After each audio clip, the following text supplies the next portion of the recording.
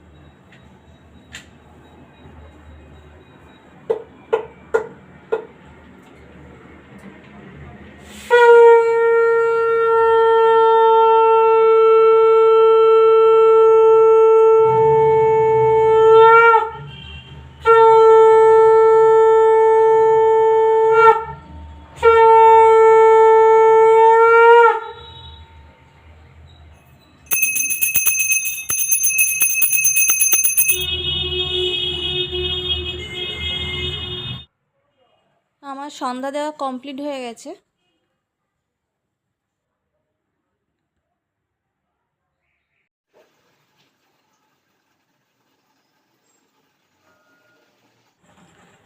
সন্ধ্যা দেওয়া হয়ে গেছে। তো এরপরে টিফিন বানাবো। তো প্রেসার কুকারে ওই মটরটা সিদ্ধ করতে দিয়ে দিয়েছি, আলুটা কাটবো। আর ঘুগনিটা না আমার খুব ফেভারিট। তো ঘুগনি আর মুড়ি হলে মানে এর থেকে আর ভালো টিফিন হতে পারে না, এতটাই আমি ঘুগনি পছন্দ করি। তো আজকের ঘুগনিটা বানাচ্ছি, চলো দেখাই। মটরটা আগে দুটো সিটি দিয়ে নিয়েছি আর এরপরে আলুটা দিয়ে একটা সিটি দিয়ে নামিয়ে নেব।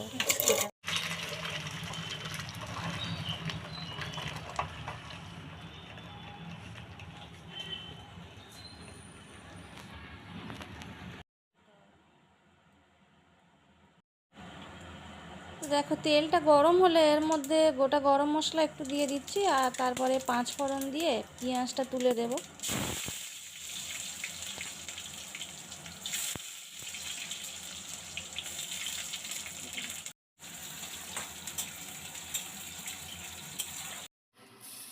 পেঁয়াজ একটু ভাজা ভাজা হয়ে গেলে টমেটো আর কাঁচা লঙ্কা দিয়ে একটু নেড়ে চেড়ে তারপরে রসুন দিয়ে আদা দিয়ে ভালো করে মশলাটা করে নিতে হবে। এরপরে নুন, হলুদ, লঙ্কা গুঁড়ো, জিরে গুঁড়ো এগুলো দিয়ে একটা পেস্ট বানিয়ে নিয়ে তারপরে মটর আর আলুটা দিয়ে দেবো। কেননা যেহেতু সিদ্ধ করে নিয়েছি না, আগে দিয়ে নিলে ওটা একটু ঘেঁটে যাবে, তাই মশলাটা আগে করে নেব, তারপরে আলু আর মটরটা দিয়ে দেবো।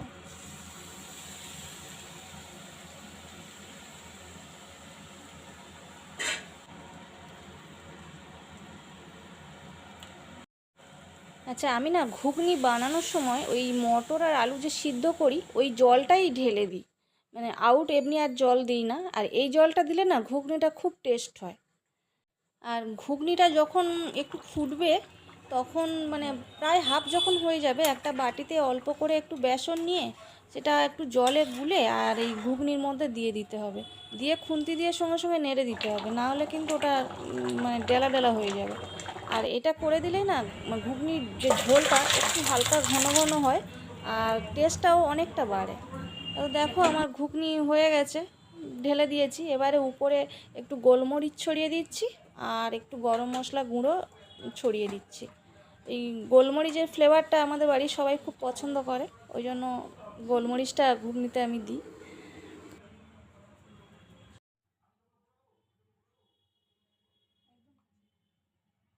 মুড়ি আর ঘুগনি খাওয়া হবে, সব নিয়ে চলে আসা হয়েছে। গরম গরম ঘুগনি নিয়ে বসে পড়েছি, ধোঁয়া উঠছে, ওই জন্য একটু ওয়েট করছি, ঠান্ডা হলে খাবো। আর এর সঙ্গে একটু শসা আর পেঁয়াজ হলে ভালো হতো, কিন্তু শসার যা দাম 80 টাকা কেজি, তার উপরে আবার এখন তিতো হচ্ছে। অত টাকা দামের শসা এনে যদি তিতো হয় তাহলে কীরকম রাগ হয় বলুন তো। তো এখন ওই জন্য শসা খাবো না, যখন হাফ দাম হবে তখন খাবো।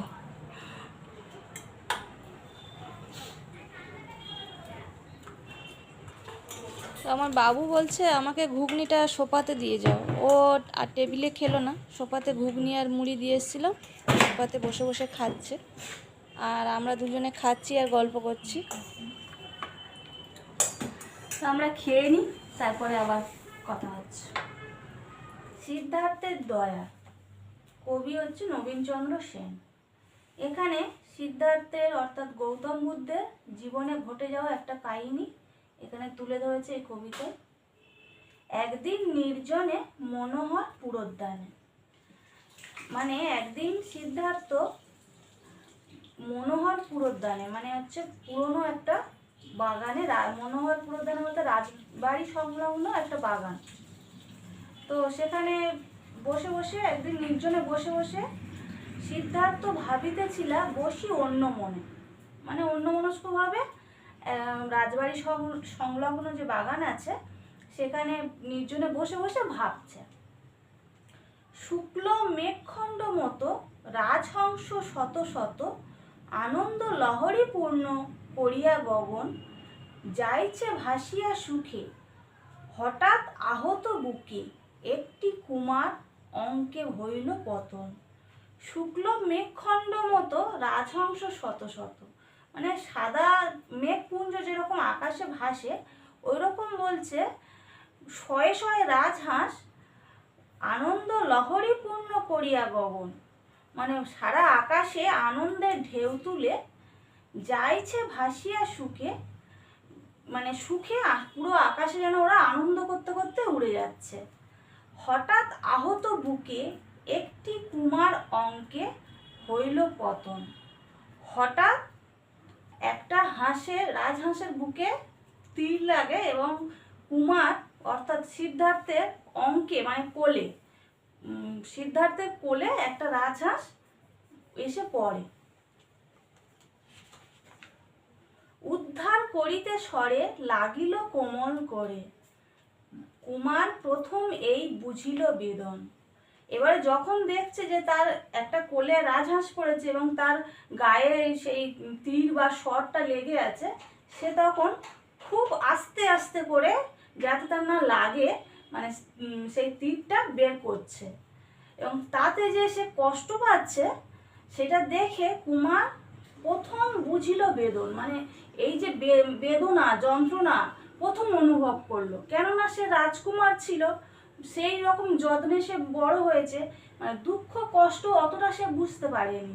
কিন্তু যখন ওই তীর বিদ্ধ করা যখন রাজহাঁসটা তার কোলে এসে পড়েছে, তখনই সে বুঝতে পারলো একটা প্রাণীর জীবনে কতটা কষ্ট হতে পারে, কষ্ট জিনিসটা কি সেটা বুঝতে পারলো। তো দেখো ছেলেকে খানিকটা পড়িয়ে তারপরে আমরা ডিনার করব বলে চলে এসেছি। আর আজকে রাত্রে না কিছু রান্না মানে করা হয়নি, তো দুপুরবেলা তরকারি ছিল সেই জন্য শুধু ভাতটা করেছি। আর এখন বাজে রাত 12টা, আর তোমাদের দাদাভাই বাবুর ঘরের বিছানাটা ঠিক করে দিচ্ছে, একটু ঝেড়ে দিচ্ছে আর মশারিটা টাঙিয়ে দেবে।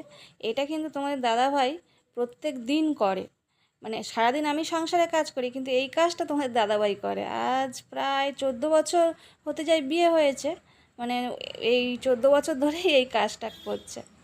আর আমি যদি কোনো দিন 2-1 দিন মশারি টাঙাই, আমার মশারি টাঙানোটা পছন্দ হয় না, তো সেই জন্য আমি আর টাঙাই না, তোমাদের দাদাভাই টাঙায়। তো ঠিক আছে, আজকের ব্লগটা এখানেই শেষ করছি। আজকের ব্লগটা যদি তোমাদের ভালো লেগে থাকে তাহলে প্লিজ চ্যানেলটা সাবস্ক্রাইব করে দিও, লাইক দিও আর কমেন্ট করে জানাবে কেমন হলো। আর যেসব বন্ধুরা অলরেডি সাবস্ক্রাইব করে দিয়েছো তাদের জানাই অসংখ্য ধন্যবাদ। তো আজকের এখানেই শেষ করছি, টাটা।